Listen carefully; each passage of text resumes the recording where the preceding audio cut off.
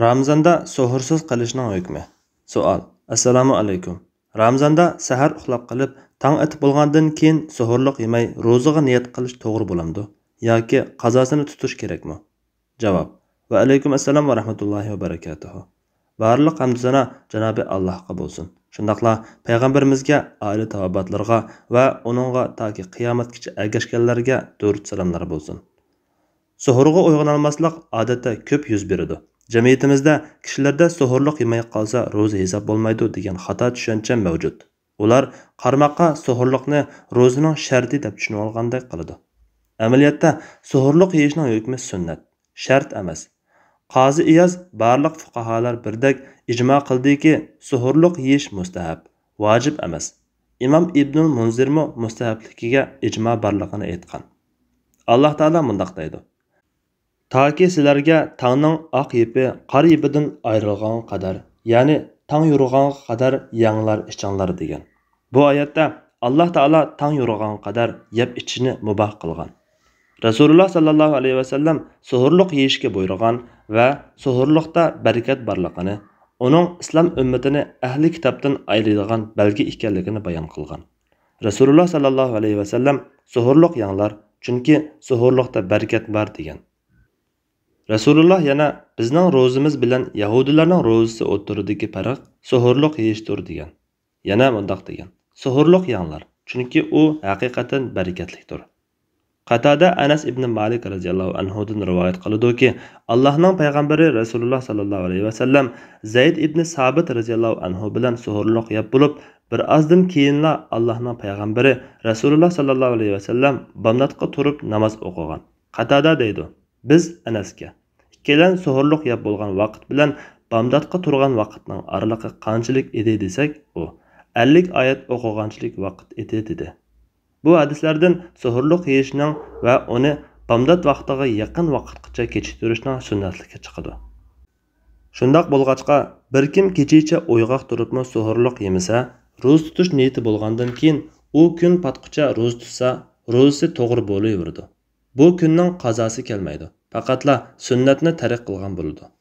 Buningga asosan ro'za tutmoqchi bo'lgan kishi bomdodga azon o'qilib bo'lgandan keyin uyg'onsa, oqshomqi yoki Ramazonning dastlabidagi Ramazon tutish niyati bo'yicha ro'zani sundirmay davomlashtiraversa bo'ladi. Suhurlik yemay qolganligi ro'zaga ta'sir yetkazmaydi. Chunki suhurlik yeyish ro'zaning sharti emas. Aksicha, bundaq ahvolda tang yurib, bomdod vaqti kirib uyg'onsa, ro'zasini davomlashtirishi vojib. Bir narsa yeb ichsa, ro'zasini buzgan bo'ladi. Ma'lumki, suhurlik vaqti kechining yarmidan tang yurg'anga qadar bo'ladi. Suhurlik eng oz deganda bir yutum suv yoki bir tal xurma bilan bo'ladi. Cho'qim to'liq bir vaqt tamoq bo'lishi shart emas. Suhurlik yeyishning hikmati ro'zdor ibodat va dunyo ishlarida holsizlanib qolmasligi va badanning haqqini ado qilishdir. Olimlar bu barakatni bir qancha turlik deb izohlagan. Birinchi, bir yutum suv yoki bir tal xurma chaqliq ozg'ina yemak ichmak bilan suhurlik yegan taqdirda uningga barakat berilib, ro'za tutishga, kunduzi ishlashga, jismining sog'lom bo'lishiga yordami zo'r bo'ladi. Ikkinchi, suhurlik yeguchi suhurlik sababidan odatda uxlab qoladigan fazilatli vaqtda zikr, duo, istig'for va namoz qatorliq ibodatlarga, shundaqla ro'za tutish niyatini yanglashga muvaffaq bo'ladi. Natijada oxiratda ajrini ortiq ola oladi. Ahli kitobga zid ish qilib, sunnatni tutishning o'zimi ajrni ziyoda qiladi. Bu yerda shuni ta'kidlash kerakki, ro'zani boshlash vaqti azonga bog'liq emas, balki tang yurishga bog'liq.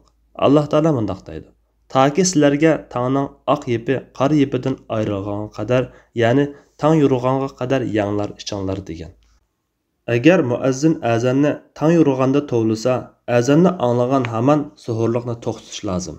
Agar azonni tang yurishdan burun tovlaydigan bo'lsa, azonni anglasimi tang yurg'ucha yeb ichsa bo'ladi. Agar tang yuridimi, yurmadimi shak qilib qolsa, jazmlashtirguncha yeb ichsa bo'ladi. Ba'zi olimlar ehtiyotchilik bilan ish tutadi degan. Niyat masalasiga kelsak, Ramazon oyida musulmon kishi Ramazonni birinchi kundan tartib to'liq tutishni niyat qiladigan bo'lg'achqa, har kechasi niyatni yangilamasimi bo'ladi.